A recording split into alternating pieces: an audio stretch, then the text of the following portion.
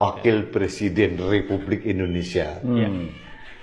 memimpin rapat dengan membaca teks. Yang dipimpin itu ada jenderal, ada profesor, ada para intelektual dan pejabat-pejabat tinggi. Oke. Saya miris saya mendengar bahwa ternyata orang-orang ini kok berkenan ya dipimpin oleh orang yang tidak mempunyai kapasitas seperti itu. Dan ini representasi bangsa Indonesia mempunyai wakil presiden yang tidak mempunyai kemampuan, hanya sekedar memimpin rapat, bukan pidato loh. Itu harus pakai teks. Artinya dengan jelas kita bisa melihat kapasitas dan kapabilitas yang bersangkutan memang benar apa yang kita duga selama ini, tidak mempunyai kemampuan.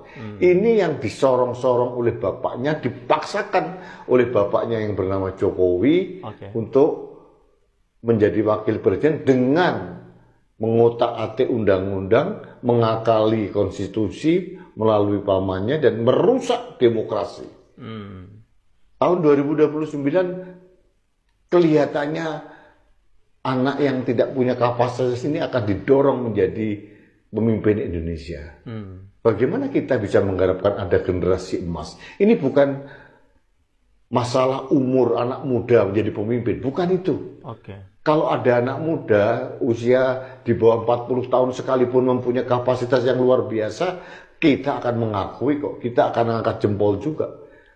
Tapi kalau anak muda yang kebetulan dikarbit dan ternyata tidak mempunyai bahan dasar yang mencukupi untuk menjadi seorang wakil presiden dan dipaksakan seperti sekarang, bagi saya itu aib bagi Indonesia dan bencana bagi Indonesia.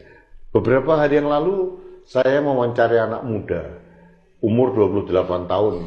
Saya pikir dia bangga terhadap adanya generasi muda, kelompok milenial yang menjadi pemimpin nasional. Ternyata tidak terjadi sebaliknya. Bahkan bagi dia itu seolah-olah mengubur demokrasi, karena demokrasi itu esensinya adalah kesetaraan akses dan kesempatan bagi siapa saja untuk menjadi apa saja.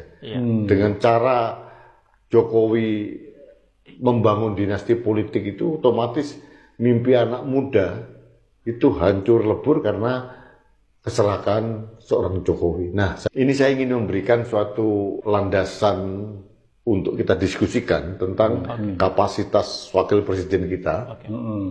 Kemudian tentang bagaimana orang seperti ini dipaksakan, dikarbit gitu ya.